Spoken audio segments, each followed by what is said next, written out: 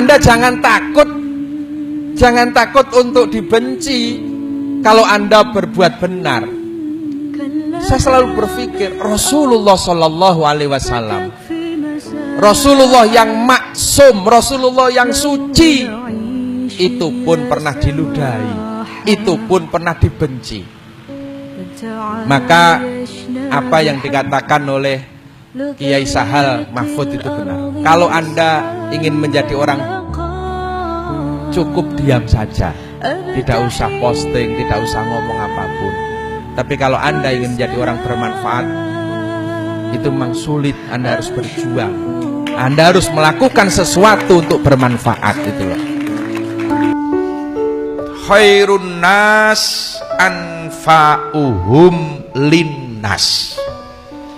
Bab kula jenengan sedaya urip nang alam donya kok ora berjuang kanggo urip Islam niku jan masyaallah muspro uripe para urip pisan nang donya kok ora berjuang kok ora gelem ngrekasake awak gawe ngurip Islam. Kanjeng Nabi dawuh muspro uripe kowe mati wae. Lho wis to Kanjeng Nabi dawuh mati wae. Ora kurup uripe kowe. Mun ngibah iya, tapi perjuangan ini harus. Mboten saged Islam ini nek tanpa diperjuangi ora iso urip dhewe, mboten saged para. Mboten saged. Kabeh kudu berjuang. Ora sing kiai wae sing do dadi pejabat pemerintah iki nek pancen wong Islam ya berjuang dengan kekuasaannya.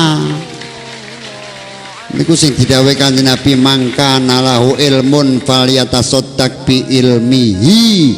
Sing do pinter ngaji berjuang nganggo mulang.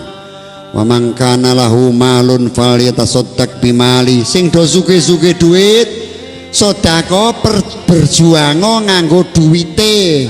Mangka nalahu kuwatun falyatasaddaq bi kuwati.